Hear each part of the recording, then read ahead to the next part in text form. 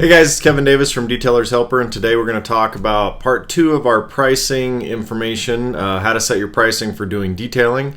And the stuff we're talking about today is not exactly rocket science, but I wanted to give you a few little tips on setting pricing, talking about market, what the market can bear, your competition, sort of how to get to some basic pricing knowledge and numbers within that knowledge. So first thing, basically, if you return and look at what we did in part 1, basically we talked about how to figure out this is what my hourly rate is, this is what I need it to be in order to meet my overhead from a business standpoint, my overhead from a life standpoint, be able to make a living and feel comfortable with that. So we came up with this number that is more or less our hourly number based on somewhere around 30 hours a week to get us to a number for the end of the year. So from that, we can take that information and we can do some calculations in order to get pricing for each offering, for packages, for interior, exterior, coatings, that kind of thing, and how we can get those prices in order to give that to the customer, in order to understand, so they can understand what we're doing and how much it's going to cost them. So some very basic math. Basically, what you want to do is you want to figure out how long each activity that you do takes, multiply it by your pricing per hour, and that's going to give you a general idea of what your pricing needs to be for that activity. Let me give you an example. Let's say that we get a moderately dirty 4-door sedan, and we're just going to do interior with it, but extracting the carpet. There's not cloth seats in it. There's leather seats, so we're going to treat that separately. But it's not trashed. It's sort of moderately dirty, but it's also not one that's been maintained that well. So let's just throw a number out there and say, okay, well, it takes us about 3 hours to do an interior detail and extract the carpet. So, I know these are all going to vary based on what you're doing, what your tools are, what your skill set is, how big the 4-door sedan is, exactly how dirty it is, et cetera, et cetera. So, but we're going to use 3 hours for our number. So let's say that our number that we got to in part 1 is $50 an hour. So that's going to give us a base price for doing that interior detail with carpet extraction of $150, which probably for most market is going to be pretty close, I think. Some of you guys are charging way less than that. Some of you guys are charging more than that. In my market, because the detailing interiors tend to be pretty dirty, I'm going to be more than that. But like I said, we'll talk a little bit more about how the market affects pricing in a minute. So our base price for this interior detail with carpet is going to be somewhere around $150. So let's say that you don't do the extraction. Well, if that takes an hour off the time, so you've dropped now that 1 hour back, you've got 2 hours, then we're at a price of $100. So for the $150 mark, you may say, okay, well, this is our premium interior detail. It cost $150. But you may do a deluxe interior detail, which then is $100. So if it's, and you may be able to drop that back by time and then get to $75, whatever that happens to be. So that gives you an idea of how you can get to these 3-tier pricing models, which we'll talk about in just a second. So let's say then that you do a car that has cloth seats instead of leather seats, and that takes an extra half hour. Well, that's going to add, at your $50 an hour rate, an extra $25. So that puts you from $150 to $175 for that. So then you can start making these lists out, and then that allows you on your website, on your Facebook stuff, on your flyers, whatever it is, to give you this tiered approach for pricing, and you can dictate for the customer exactly what it is they get for each thing. But it really boils down to how long it takes versus what your hourly rate is. I know some guys are just sort of throwing out these magic numbers and then spending 8 hours doing an interior for $100. Well, you can't live you can't make a living doing that. So this, in my opinion, is the better way to go. It doesn't have to be a $50 an hour. Maybe that's $20 an hour, but whatever it is, you've got to start with a comparison of how much time the activity takes versus how much you want to make per hour, or else you're going to starve to death. So let's talk a little bit about psychology of pricing and offerings from you to the customer.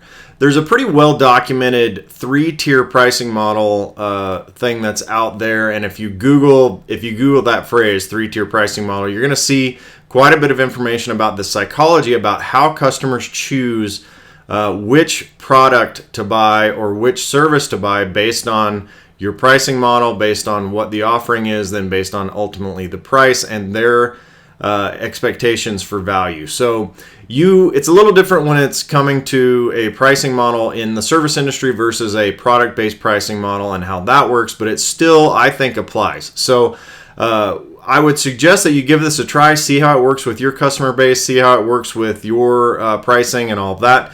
But I like to use a 3-tier pricing model. So you've got 3 individual packages for each type of detailing that you're going to do. So if you're going to do interiors, let's say that you want to do interior, well, you may have a basic interior, which includes maybe just a wipe down, basic clean, vacuuming, windows, that kind of thing. You may have a deluxe, which includes all of that, in addition to leather cleaning and conditioning for leather seats, and then whatever the comparable thing is for doing your cloth seats, however you want to offer that. And then you may have a premium one, which could be full extraction of carpets, and if it's a leather car, you do that included, and maybe another extra service, and then or headline or something like that. And then if it's a cloth seat car, you're going to do the extraction of the cloth seat car. So you see, you've got basic, deluxe, and premium, and that sort of gives you a way to show the customer that they have some different options, and you have pricing to go along with that. And what the psychology says is that most people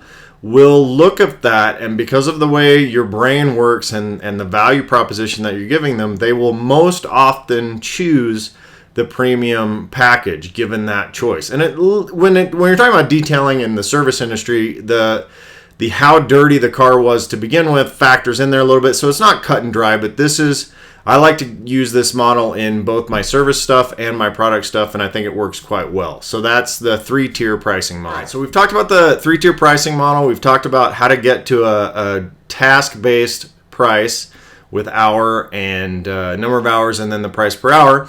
So now we need to compare that against what other competitors are doing in the market, because that will give us an indication of what the market will bear. Because with any product or service that you do, depending on the market, supply and demand, all of that, economics, demographics, all of that stuff factors into what the market will bear. Because if your pricing doesn't match that, then you're going to be in trouble, or you may not be able to make enough money, or you may be leaving money on the table, which is not a good thing either. So what I try to do is especially if you're starting out new, I want to look at what the other people in the market are charging to get an idea of what the market will bear based on who I want to be in competition with, who I want to emulate in my market. So I'm in Bozeman, Montana, so I may search for other detailers in Bozeman that offer a similar type of product that I'm offering. I'm not wanting to compete with the dude down the road that's got 5-gallon buckets set up on the roadside. I don't care about him. He's charging $40 for a full detail. I don't care about that guy. I actually, in my market, there's a particular company out there that I'm actually friends with, and I refer people to when I'm too full, or if I'm shut down for the winter and he's not, or whatever. So I use him as the guy that I want to compete with, and I want to use my pricing to look like his, because my service most resembles his, so my pricing is going to as well. So what I ended up doing when I first got started, I looked at his website. He's been around for 4 or 5 more years than I have, so that gives me a good basis for what to charge. I looked at his pricing, his services. They lined up really well, so then I know that if I'm charging $250 for a full interior detail, and he's charging $250 for a full interior detail, then we're pretty close to being the same. And I know that if he's doing it effectively, I can also do it effectively. So that's one way that you can look at your competitors to see what the market will bear. And you may end up having to go up or down. So let's say that you come up with that number, $175 for a full interior detail, but you start looking at all your competitors in your market, and everybody else is charging $125 for that same service. There's literally no one else charging what you want to charge.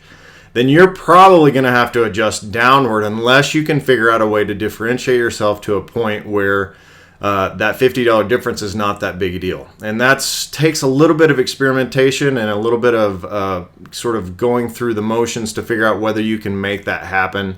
My suggestion, if you're starting off new, is to go ahead and drop your prices a little bit closer, maybe meet it halfway, and see whether or not that value proposition will work for you. And if it won't, and it should be apparent pretty quickly, then go ahead and adjust your prices downward in order to meet the market, assuming that your overhead makes sense and you're able to make that happen financially. So you've got to sort of look at that. You've got to see whether or not that's going to work for you, and then that will allow you to set the right prices for what you need to do. In addition to adjusting your prices downward, you may actually find that your hourly rate, let's say that $175 again for an interior detail, is too low. Let's say the market, there's 4 or 5 other guys that are charging $250, $275 for that same service, and you want to align yourself and emulate those guys.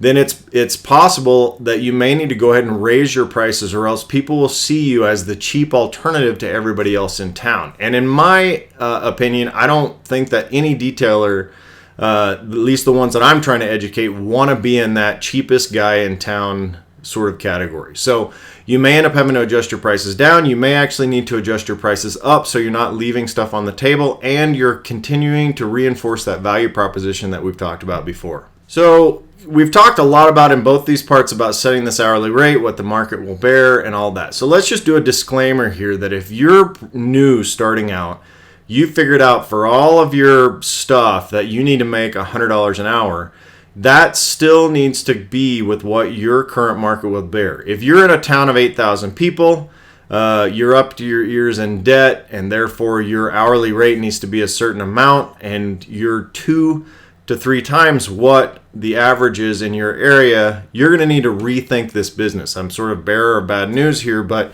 if your market wants to pay you $35 an hour, and because of all your expenses and what you think you need is $100 an hour, then you've got a problem. So I would go back in that case, relook at all your expenses, look at your debt, look at what you need to do, and start looking and seeing what you can do differently so that you can make the business happen if you want to do it. Worst case scenario, this may not be the right market for that job or for this business, and so you may need to look at that and really make some hard decisions about what it is that you want to do. So I've given you some of the basics about pricing. Another resource for grabbing some more information, sort of seeing some charts and graphs and that kind of stuff, would be to go out and grab Rennie Doyle's How to Start a Home-Based Car Detailing Business, which I've put a link for on Amazon in the blog description. So I think that's a great book. It's a great resale source for what we're talking about and tons of other stuff. So check that out, and hopefully that will help you. Well, I hope that helps you with some of your pricing information. I'm Kevin Davis. I'm doing what I do so you can do what you do better. And while I'm at it, let's just go ahead and plug Detailer's Helper Tool Belt. If you've not checked out the belt and sort of learned what it's all about, I'd invite you to do that. We're pretty excited. At the time that this is shooting, I'm going to leave for SEMA next week. We're going to be at SEMA all week as a non-exhibiting vendor, which means we don't have a booth, but we're going to be walking around. So I hope a lot of the guys that are watching this, I'll have an opportunity to meet you at one of the meet and greets or just walking around. And if you're watching this after SEMA, then I hope I did get to meet you, and hope that we were able to shake hands. And if you haven't checked out Detailer's Helper Tool Belt, I would invite you to do so. Go to detailershelper.com.